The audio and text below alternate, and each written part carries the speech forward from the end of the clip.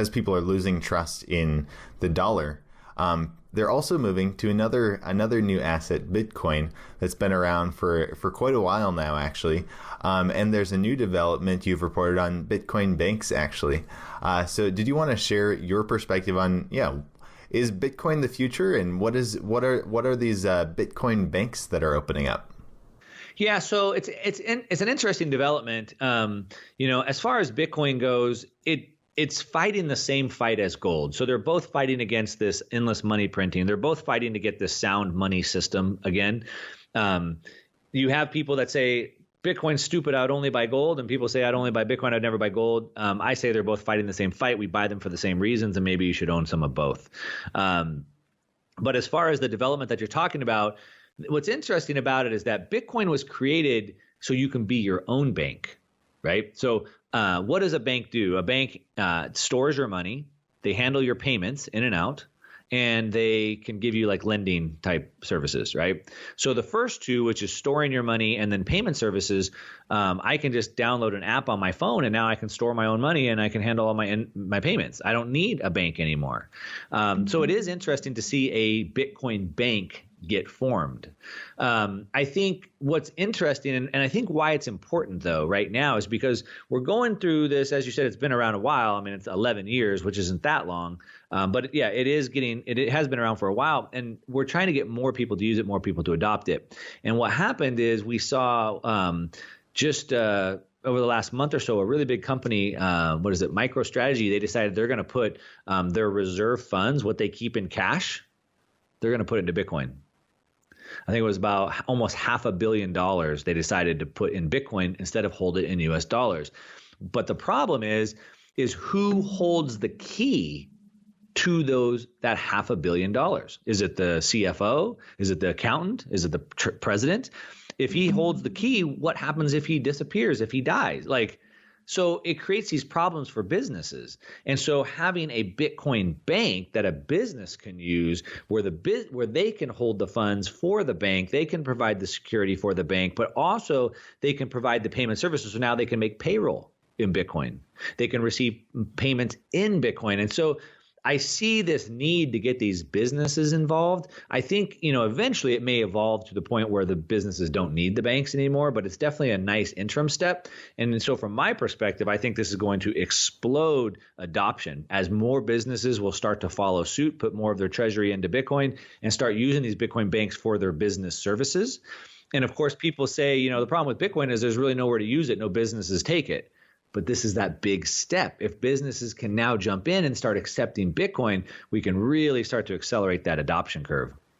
Right. And besides Bitcoin, there are a lot of other cryptocurrencies out there as well. And even the Federal Reserve has wanted to get in on this space. Can you share a little bit about that? Yeah, certainly. So what I'd say, first of all, is there's lots of metals to invest into. I can invest into copper, I can invest into platinum, I can invest into rhodium, I can invest in, you name it, right? There's tons of metals, but there's only one gold. None of those other metals will ever replace gold for what gold is.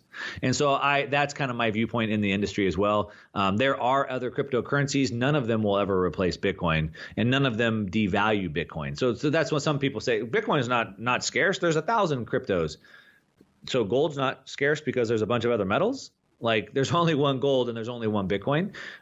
So I'd say that you are absolutely right, though, that the Fed is, of course, trying to get into this digital money thing. And it's very interesting. In the stimulus package that we saw earlier this year through the pandemic, they actually wrote in the bill a digital currency bill. And I believe by next year, all the banks have to have digital wallets set up so they can send digital currency directly to the people. And so they are getting into this digital money game.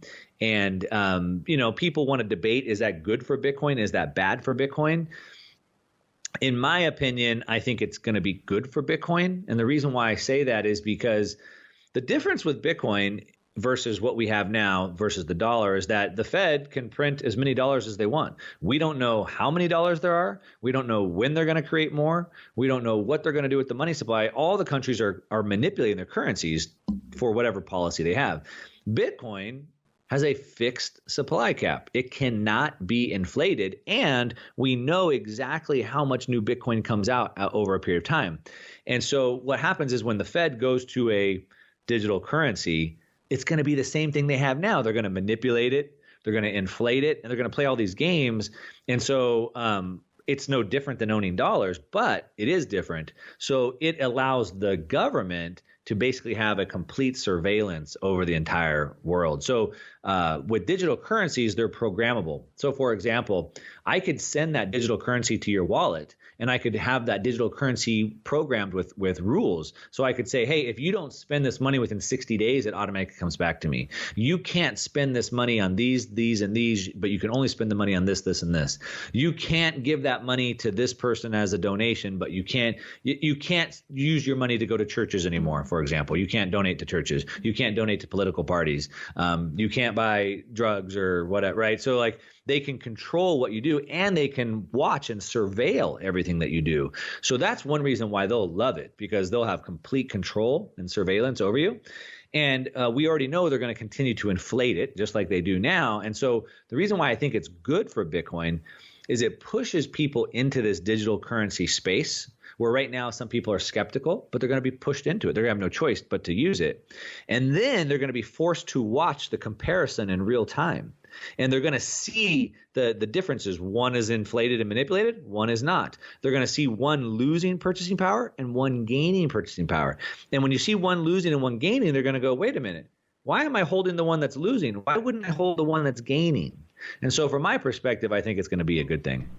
Yeah, that's really interesting. That if this Fed coin happens and everything like that, it'll expose people essentially to the digital currency. But then people are going to be like, wait a second, why aren't we just using Bitcoin? Is that kind of what you're saying?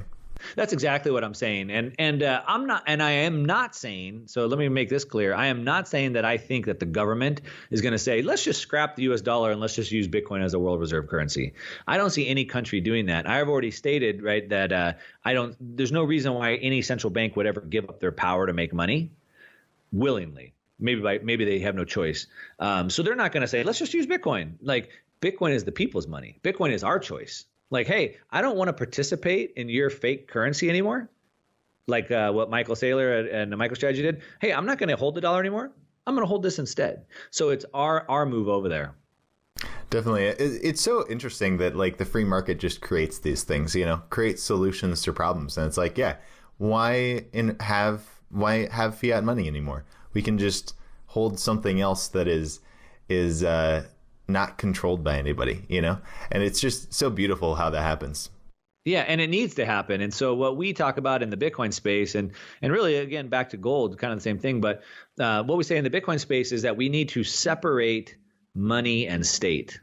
So just like church and state were separated, hundreds of years ago, we need to see money and state be separated, because no government should have the power to manipulate the money supply.